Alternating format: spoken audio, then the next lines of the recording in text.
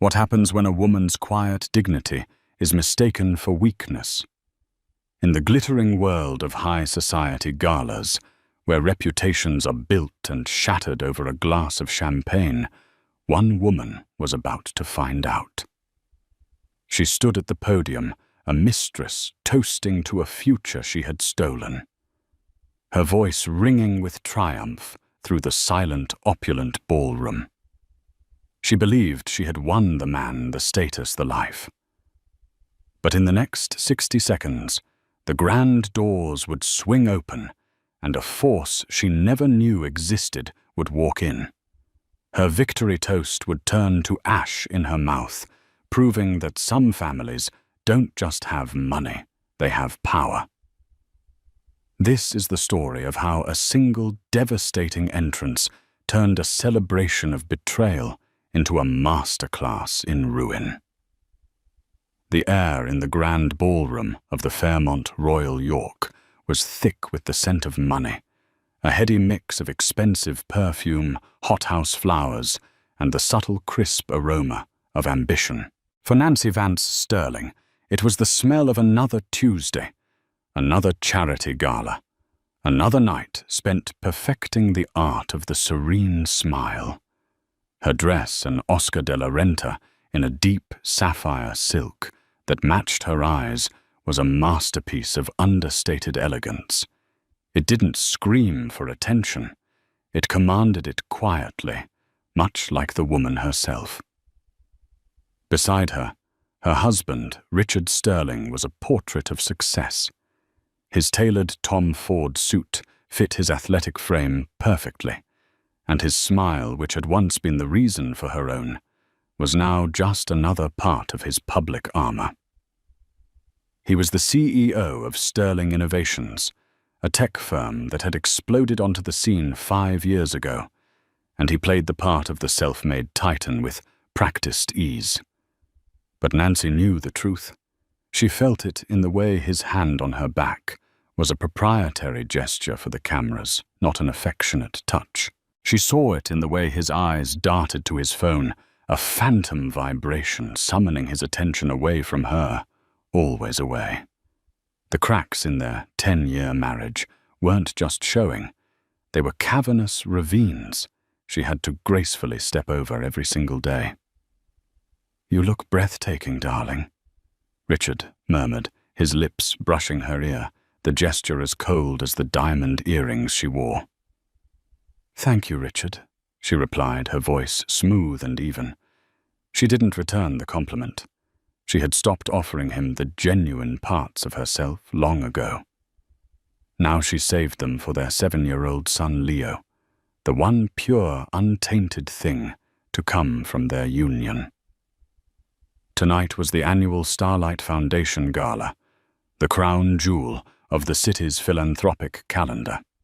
It was a night for billionaires to write 7-figure checks and for their wives to display the latest haute couture. For Richard, it was a critical networking event. For Nancy, it was a 4-hour performance. She watched him work the room, his laughter a little too loud, his handshakes a little too firm. He was a good actor. He had convinced the world he was a visionary, a family man, a pillar of the community.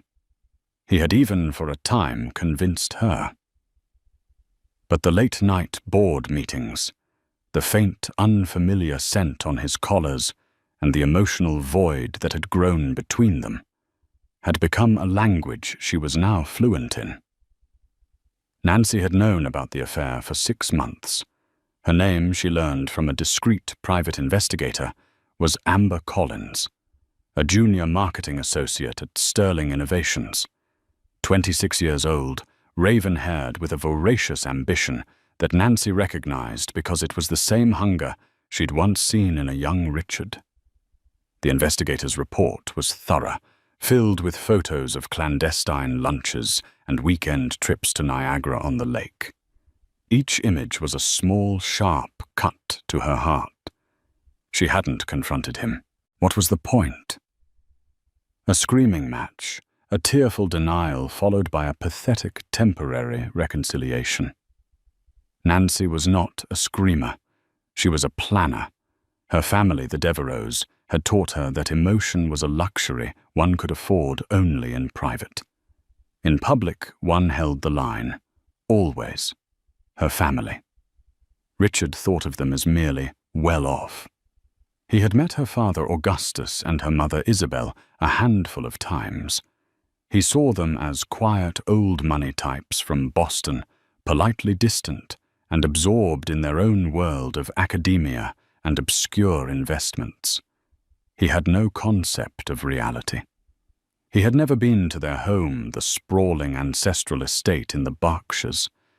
He had never attended a Devereux family gathering where senators sought her father's counsel and international financiers deferred to her brother Julian's legal opinion.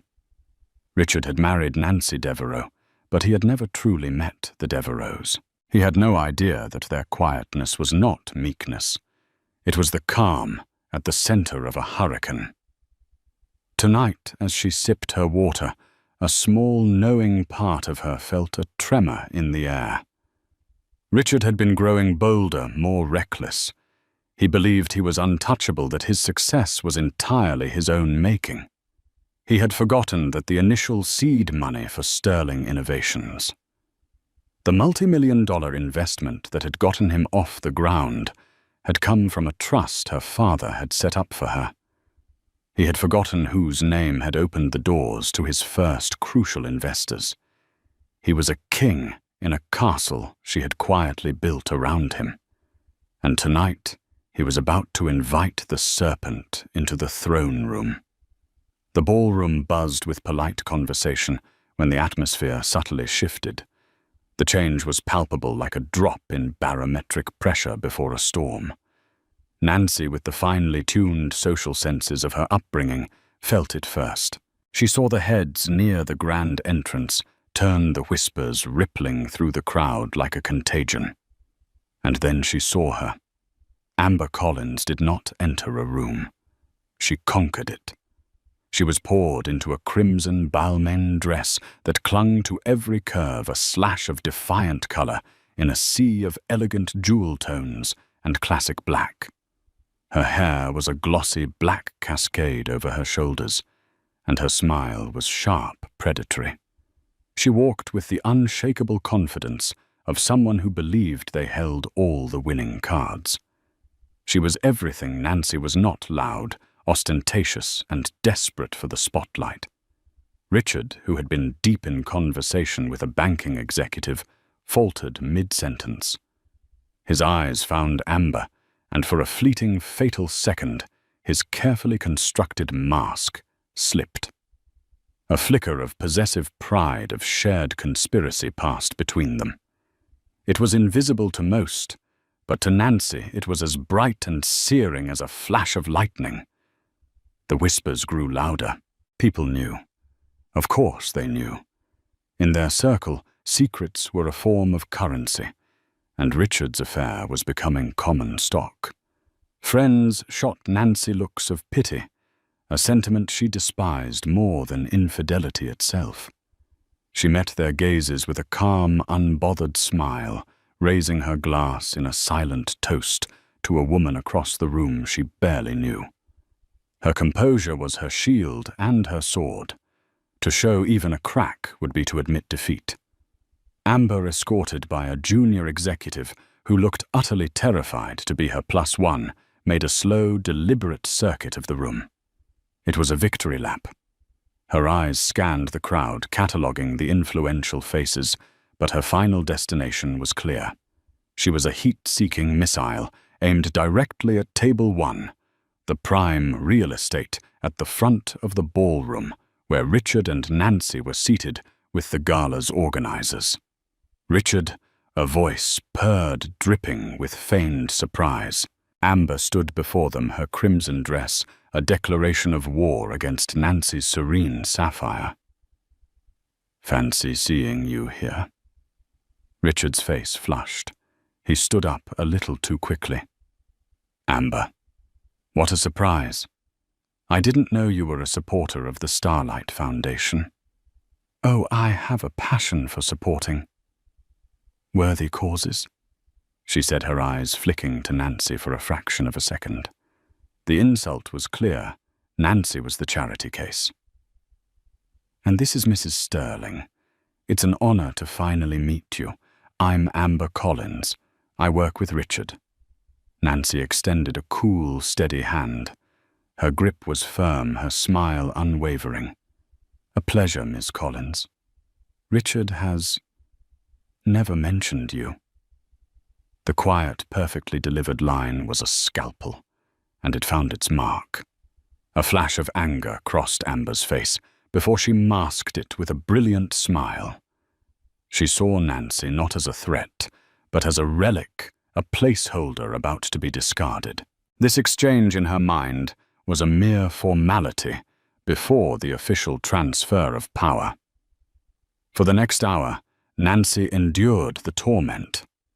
Amber found a seat at an adjacent table, perfectly positioned in Richard's line of sight. They communicated with stolen glances, subtle smiles, and the invisible charged energy of their shared secret. Richard was distracted, clumsy in his conversations, his attention constantly snagged by Amber's magnetic pull. He was a man drowning, and he thought she was his life raft. Nancy ate her pan-seared scallops, discussed summer plans with the mayor's wife, and smiled for photographs. Each moment was an act of supreme self-control. She felt hundreds of eyes on her watching the drama unfold. They were waiting for her to break. They were waiting for the tears, the confrontation, the messy public scene. She would rather die. She was a Devo. Her personal pain was not for public consumption. Instead, she focused on a single point in the near future. A moment she had been orchestrating for the past 48 hours with a series of quiet, encrypted phone calls to her brother Julian. The storm was coming, but it was not a storm of her own tears. It was a storm of a different magnitude entirely.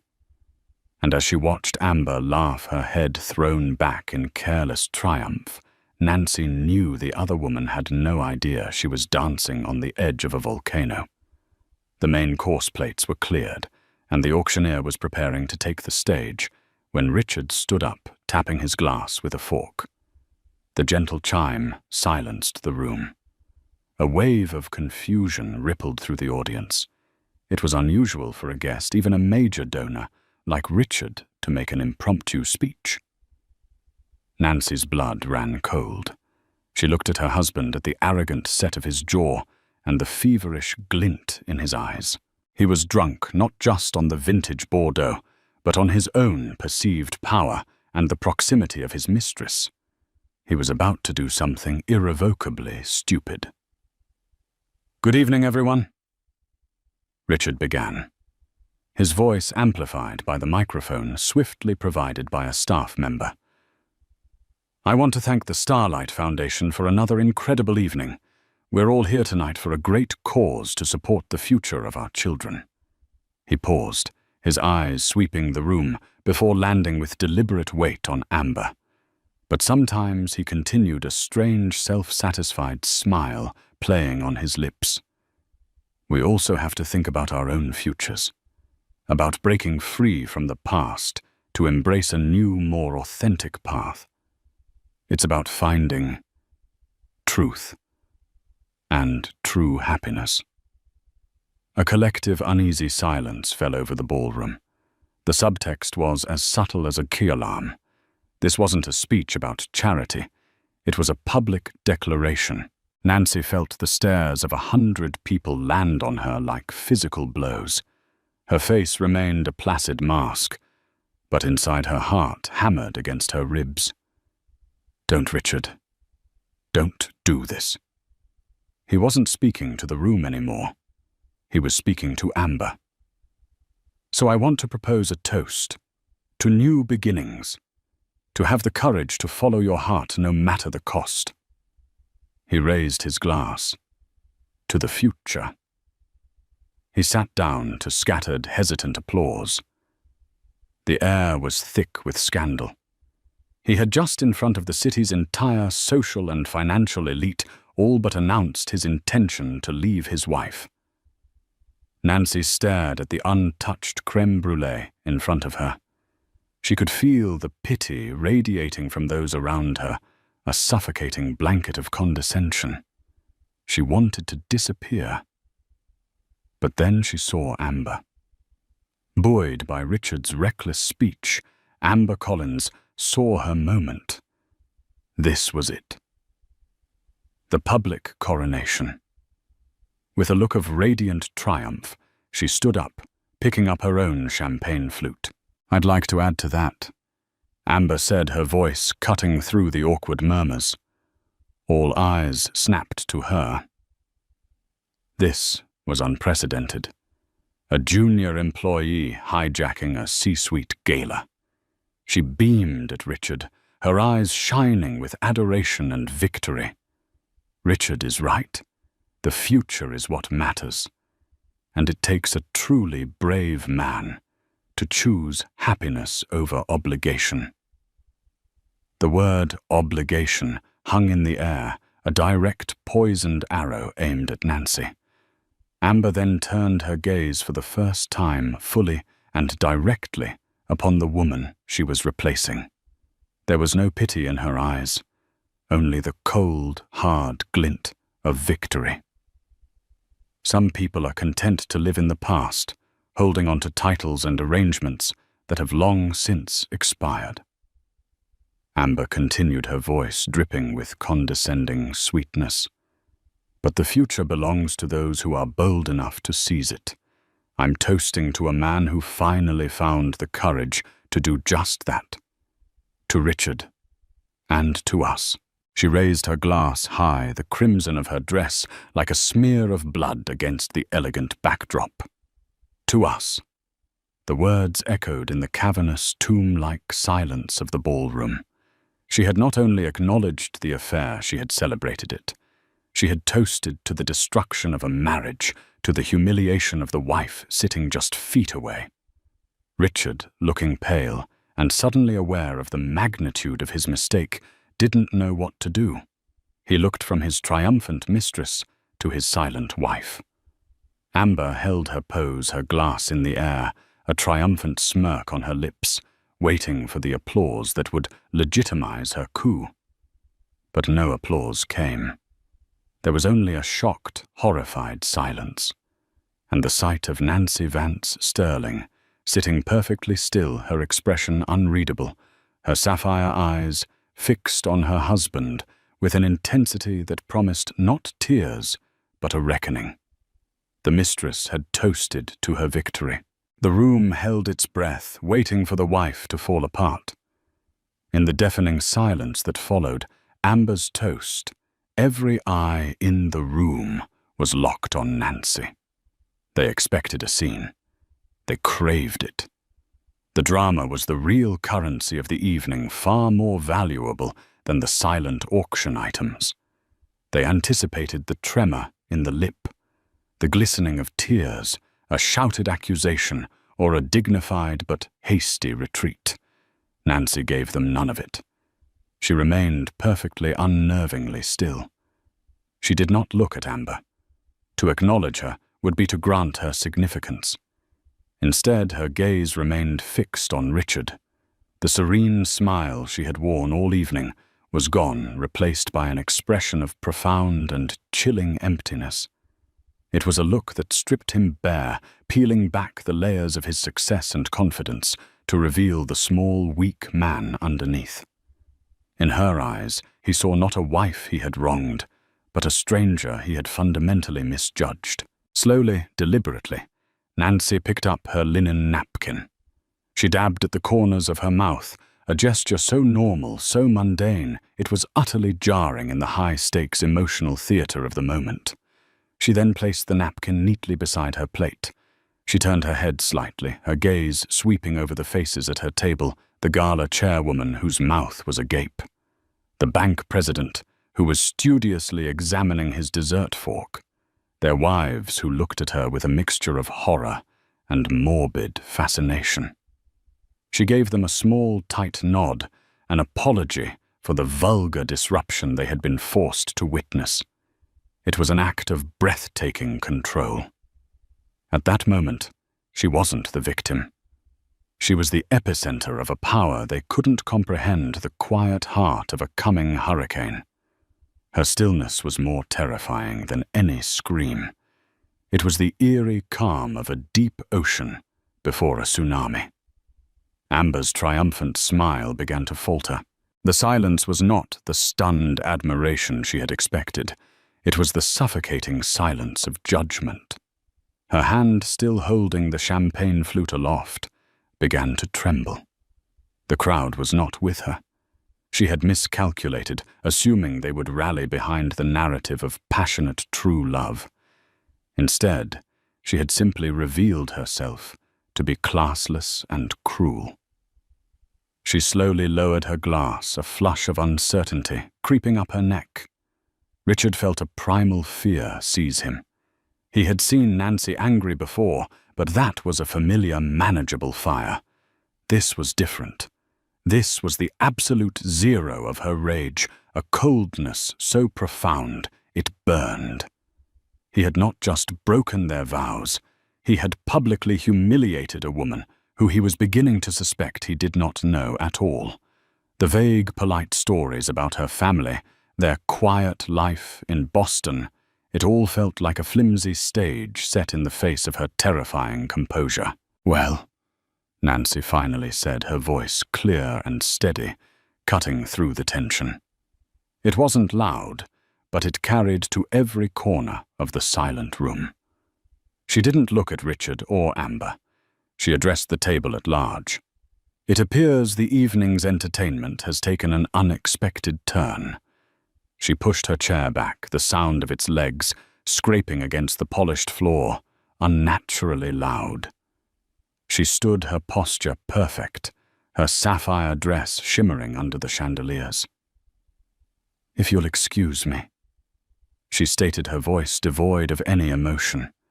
This was the moment they expected her to flee. But she didn't move towards the exit. Instead, she turned her back on her husband and his mistress, and took a single deliberate step away from the table, facing the grand gilded doors at the far end of the ballroom. She stood there alone in the open space, a solitary, elegant figure. She wasn't running. She was waiting. A nervous cough broke the silence. The auctioneer looked uncertainly towards the stage manager. The entire event had ground to a halt, held captive by a domestic drama that had spiraled into a public spectacle. Richard started to rise to go to her to say something, what he had no idea. But a sudden resonant thud stopped him. It was the sound of the grand ballroom doors being pushed open from the outside. Two uniformed hotel staff held the towering doors, swinging them inward to their full dramatic width. The light from the grand foyer spilled into the ballroom, silhouetting the figures who were about to enter. Nancy didn't turn. She didn't have to. She knew who was coming. She had made the call. Amber Collins, feeling the first real pang of fear, watched the entrance confused.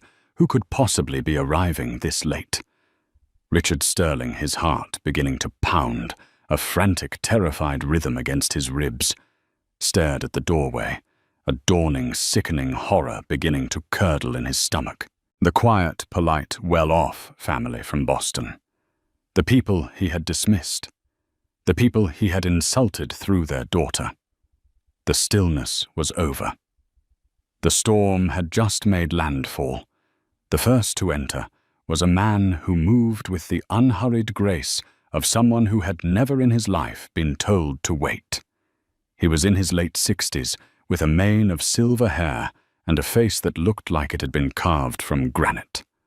He wore a simple, exquisitely cut, dark suit, but he carried an aura of absolute authority that made the tuxedos around him look like cheap costumes. This was Augustus Devereaux. His eyes, the same deep sapphire as his daughter's, swept the room once, taking in the scene with a cold, analytical precision. They did not register the crowd. They assessed it. Flanking him was his wife, Isabel Devereux. She was the very definition of old-world elegance, draped in pearls, and a Chanel gown that was likely older than Amber Collins, but looked infinitely more valuable. Her expression was one of mild aristocratic disappointment, as if she had just found a crack in a priceless piece of porcelain. But it was the man who followed them, who made Richard Sterling's blood turn to ice water in his veins. Julian Devereux, Nancy's older brother. Richard had met him only once at the wedding a decade ago. Julian was a senior partner at Cromwell & Swain, a law firm so powerful it didn't represent clients. It represented dynasties and governments. He was tall, impeccably dressed, and possessed a shark-like stillness that was far more intimidating than his father's overt power. His eyes found Richard's across the ballroom, and in them there was no anger. There was something much worse, a calm, professional promise of annihilation. The trio didn't stride into the room. They advanced. The ambient chatter which had just begun to tentatively resume died instantly. A new kind of silence fell, one of awe and fear. People didn't just know who the Devereux were. The right people understood what they were. They were not merely rich. They were foundational. They owned the banks that underwrote the loans for the companies run by the men in this room. They sat on the boards of the institutions that governed global markets. They were the discreet, invisible architects of the world these people merely inhabited. The Gala's chairman, a man named Marcus Thorne, who ran a multi-billion-dollar hedge fund, practically scrambled from his chair, his face pale. Augustus. My God, what an honor. We weren't expecting you, he stammered, rushing to greet them. Augustus Devereux gave him a curt nod, his eyes never leaving the tableau at the front of the room. We weren't planning on attending Marcus. We were merely in town and came to collect our daughter. The words "our daughter" landed like hammer blows. In that instant, the connection was made across the entire room. Nancy Vance Sterling, the quiet, elegant wife, was Nancy Devereux. That Devereux. A shockwave of understanding passed through the Gala. The looks of pity that had been directed at Nancy now transformed into looks of utter terror on behalf of Richard. They were watching a man who had just, in the most public and insulting way possible, declared war on a superpower he didn't even know existed. Richard felt the floor drop out from under him. His entire life, his company, his success, it all flashed before his eyes. Sterling Innovations had been growing, but it was still vulnerable. It relied on a complex web of credit lines, venture capital, and strategic partnerships. A web he now realized the Devereux family could sever with a single phone call. The name on the initial seed investment check suddenly burned in his memory, the A.J. Devereux Family Trust. He had thought it was just some quaint family fund. He was a fool, an absolute, blithering fool. Amber Collins was frozen, her mind struggling to process the scene. She recognized the name Devereux from the society pages, but the context was abstract. She saw three imposing, well-dressed, older people. She saw the deference, the fear from men she knew to be titans. She looked at Nancy standing calm and resolute as her family approached, and for the first time Amber realized she wasn't in a love triangle. She was a foot soldier who had just wandered onto a nuclear testing site. The Devereux family did not stop to talk to anyone. They moved through the parted crowd like a ship cutting through water, their destination, the epicenter of the humiliation, Table 1. They walked past the stage, past the auction items, their progress measured and inexorable. They came to a stop before Nancy, forming a protective phalanx around her. Augustus placed a hand on his daughter's shoulder. Isabel's eyes met hers, and in that silent glance, a lifetime of understanding and support was conveyed. And then as one, they turned their attention to the two people still sitting at the table now, utterly isolated and exposed under the weight of 100 horrified stares. The reckoning had begun. There was no shouting. The Devo family did not operate with such crude instruments. Their power was in their quiet, devastating precision.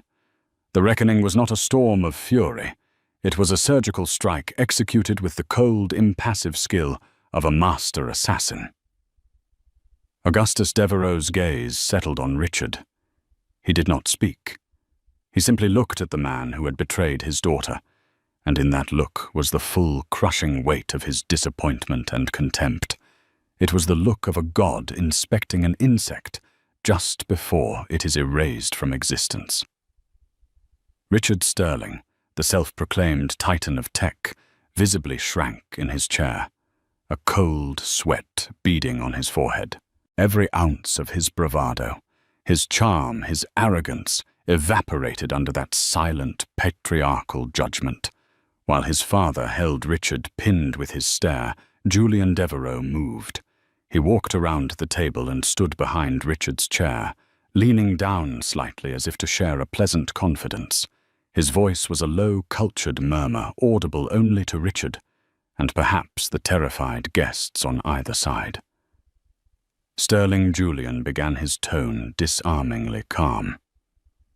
"I just finished a call with David Pembroke at Morgan Stanley. You know David, don't you? He manages your primary line of credit. He was very interested to hear about the instability in your personal life. He sends his regards and has scheduled an immediate review of your company's risk profile for 9 a.m. tomorrow." Richard's blood ran cold. An immediate review was code for a recall. His entire operation was leveraged against that line of credit. Julian continued, his voice as smooth as silk. "And Michael Brown at Omnicorp, your partner for the new chipset manufacturing. He and my father sit on the museum board together. Small world. Michael is a great believer in family values. I suspect he'll find the moral turpitude clause in your contract quite compelling. Expect his call before breakfast." Each sentence was a perfectly aimed shot, striking a critical pillar of Richard's empire. He had spent years building these relationships, this company. Julian Devereux was dismantling it in under 60 seconds with a few quiet words. "And those government contracts you're bidding on for Sterling?" Secure, Julian added, his voice dropping even lower, becoming a near whisper of pure menace. "The ones that would triple your company's valuation. The selection committee is chaired by Senator Carlson. Nancy is his daughter's godmother. I think you can consider your bid withdrawn." Julian straightened up, a faint, cruel smile touching his lips.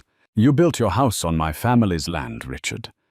You seem to have forgotten we can revoke the lease at any time. Enjoy your dessert." He had not raised his voice.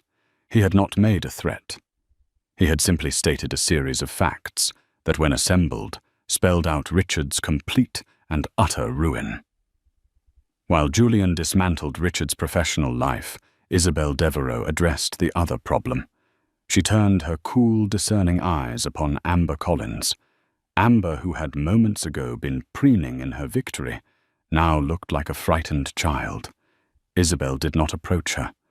She spoke from where she stood, her voice clear and carrying a masterclass in public dismissal. "Miss Collins, is it?" "It?"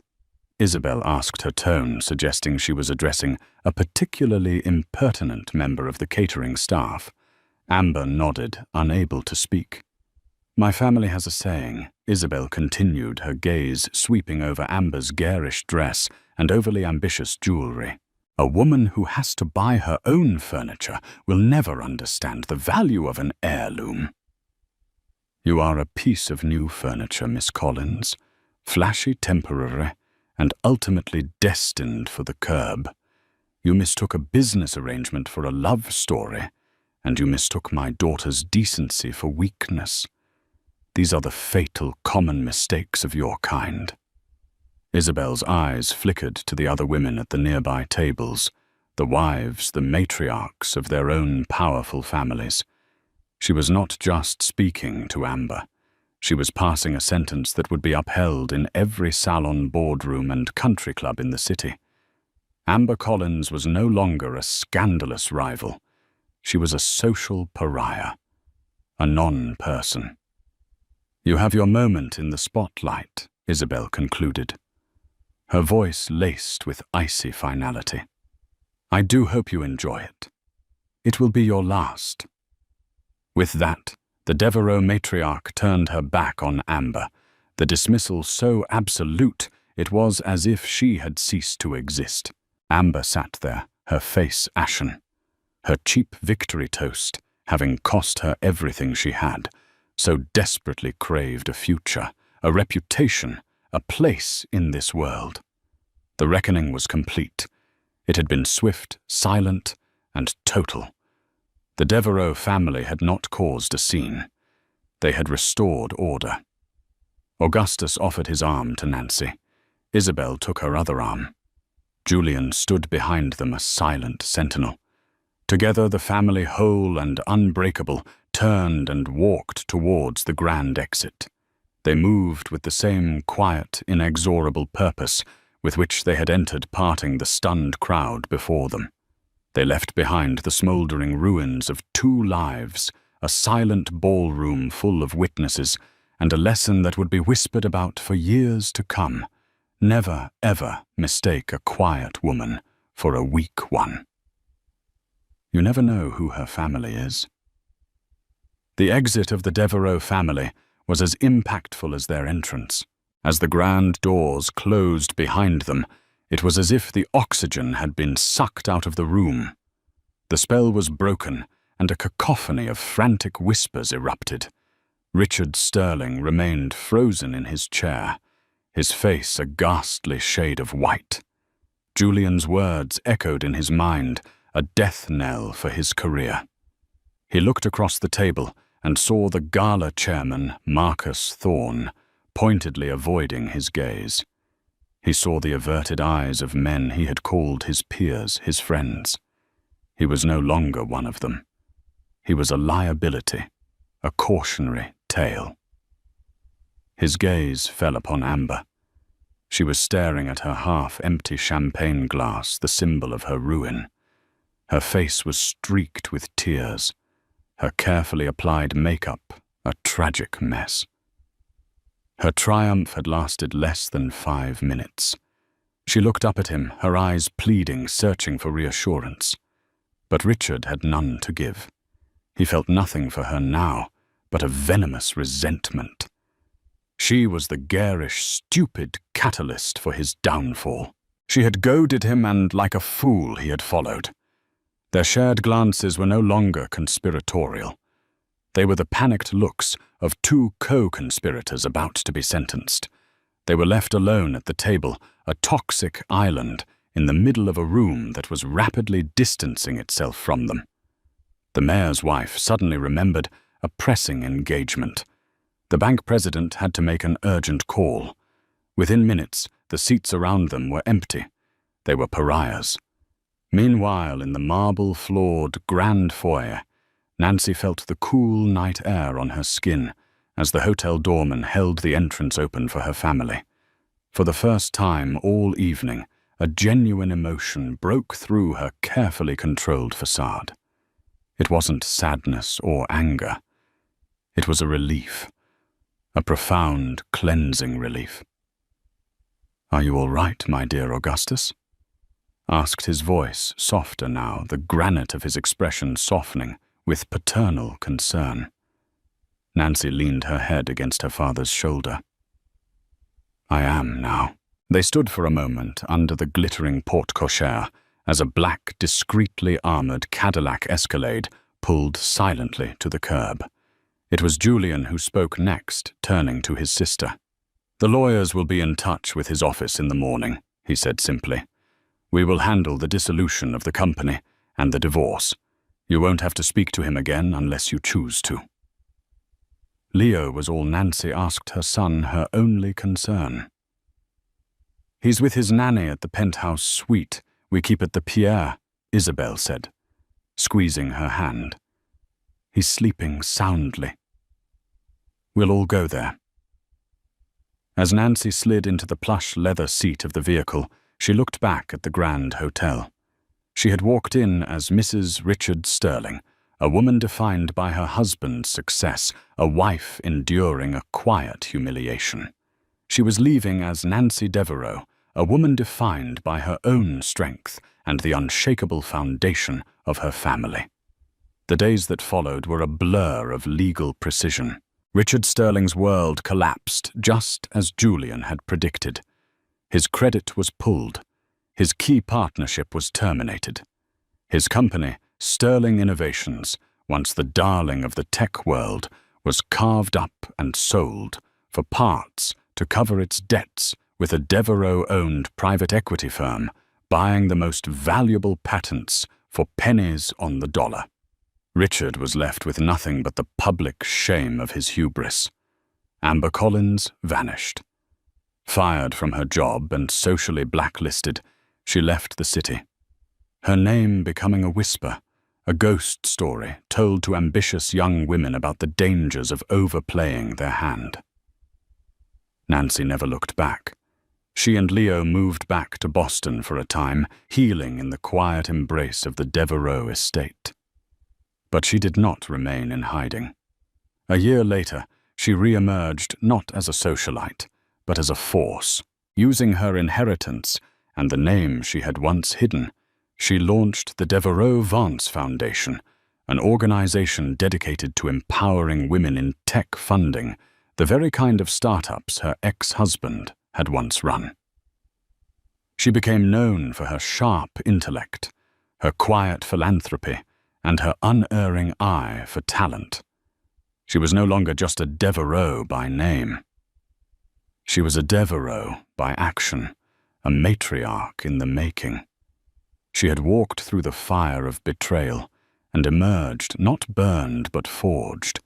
Her silence had been her shield, her composure, her weapon, and her family, her army. She had proven that in a world of loud victories and flashy triumphs, the most devastating power is the one you never see coming. 2 years passed. The Starlight Foundation.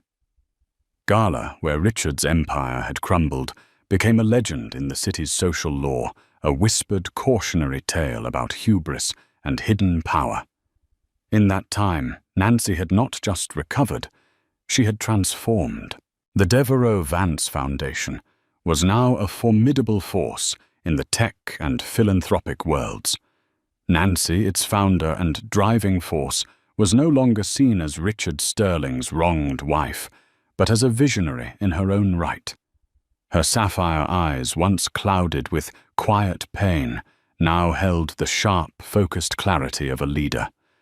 Tonight was the inaugural Devereaux Vance Foundation Gala, held in the very same ballroom at the Fairmont. It was a deliberate choice. Nancy was not a woman who ran from ghosts. She believed in reclaiming spaces in rewriting history.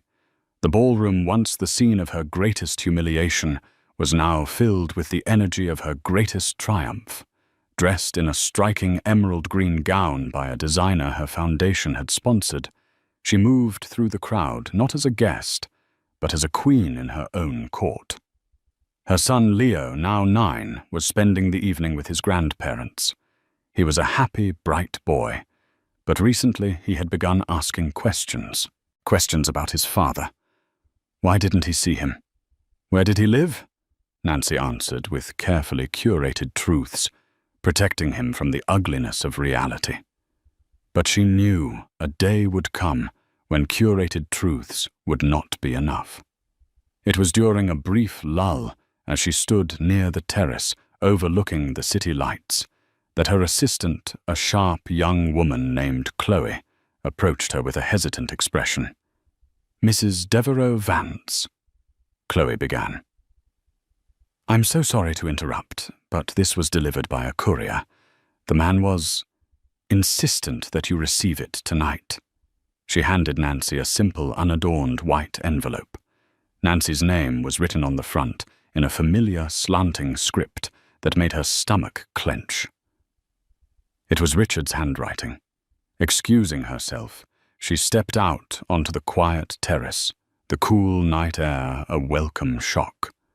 Her hands were perfectly steady as she opened the letter.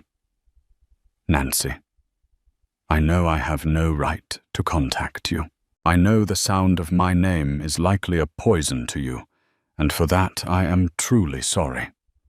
I am not writing to ask for forgiveness. I know that is impossible. I am not writing to ask for money.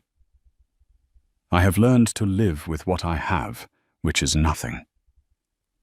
These past 2 years have been a journey through hell, a hell of my own making. I have lost everything, and I deserved to.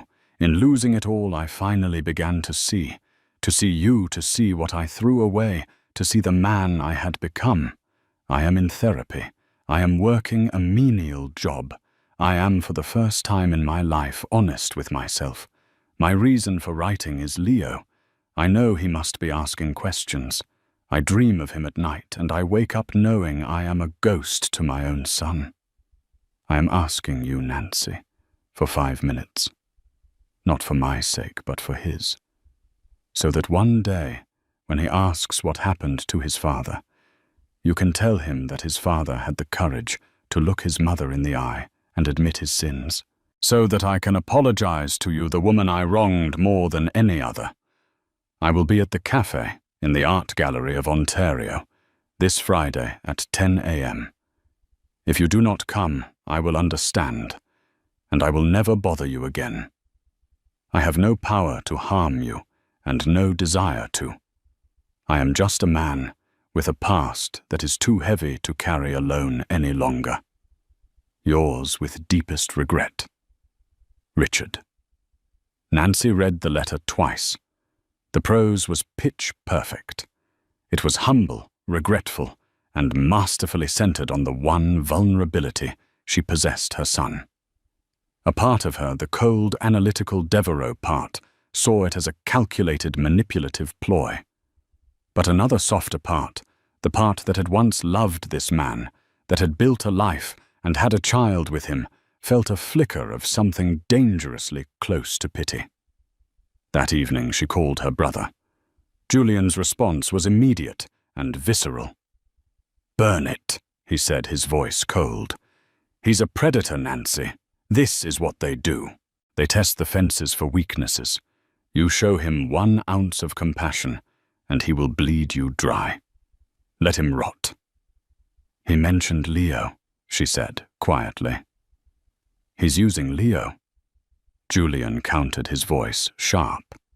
"It's the oldest trick in the book. What will you tell Leo?" "That his father is a failure who lives in a 1-room apartment and busses tables. Seeing him will do more harm than good. You are Leo's rock. Don't let Richard bring a sledgehammer anywhere near that foundation." Nancy knew Julian was right. Logically, he was right. But her heart, an organ she had learned to distrust, felt a pull. Was it truly strength to build an impenetrable wall?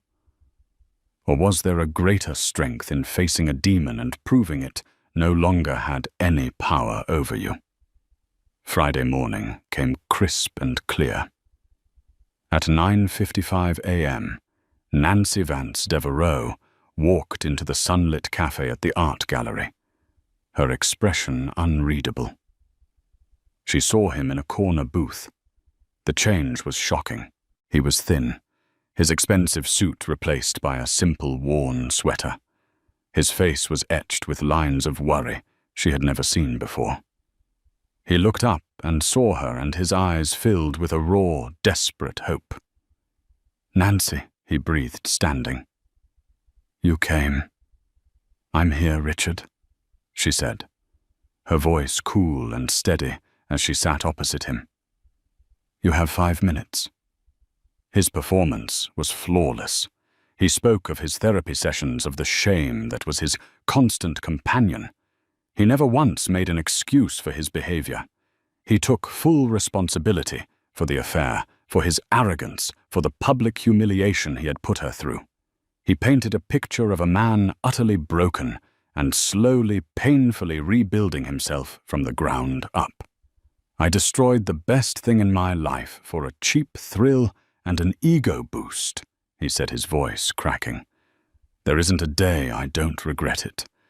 I see now that my success, it was never truly mine. It was built on your family's generosity and your quiet support. I was a fool who thought the house he lived in was a castle he had built. Nancy listened, her hands resting calmly in her lap. She felt nothing. The man opposite her was a stranger, and his confession was like a story about people she didn't know. The emotional wounds had long since scarred over, leaving her impervious. Then came the pivot. It was subtle, masterful. "I'm not looking for a handout," he said, looking down at his hands. "I'm trying to make amends, not just with words. I've been volunteering at a youth center. These kids, they're brilliant, but they have nothing. I've been teaching them to code on old donated computers. It's the one thing I have left to give. I'm trying to start a small non-profit, a coding camp, just to give a few of them a leg up." He looked at her, his eyes glistening. "I know it's audacious to even think this, but I see what you're doing with your foundation. It's incredible. You're changing lives. My little project is nothing in comparison, but it's honest work. It's the only legacy I have left for Leo to know." He didn't ask her for money. He didn't have to. He had laid the bait perfectly, appealing to her philanthropic mission and her love for her son. He was asking her to invest in his redemption. "I'll have to think about it, Richard," she said, her voice neutral. She stood. "My 5 minutes are up." She walked away without a backward glance, leaving him in the booth, his expression a perfect blend of hope and sorrow. The moment she was in her car, she called Julian. "Run a full check on him," she said. "Everything. Bank accounts, employment, residence, and any charitable organization registered under his name." The report came back less than 24 hours later. It was worse than she had imagined. Richard was living in a squalid bachelor apartment on the edge of the city. He wasn't a busboy. He was unemployed and had been for 6 months. He was drowning in debt, not to banks, but to illegal loan sharks. There was no youth center. There was no coding camp. It was all a lie. A carefully crafted narrative for an audience of one. The cold fury that filled her was not for the deception, but for his audacity in trying to use their son as a pawn in his pathetic con. Julian was right. A snake is always a snake. She was preparing to have her legal team send a final binding cease and desist order when a call came through to her private line. The number was blocked. "Is this Nancy Vance?" a woman's voice asked. It was raspy thin and held a note of frayed desperation that Nancy recognized instantly. "This is her." "Who is this?" "It's Amber," the voice said. "Amber Collins." Nancy frozen. "I have nothing to say to you." "Please don't hang up," Amber pleaded, and the sound was no longer of a rival, but of someone at the very end of their rope.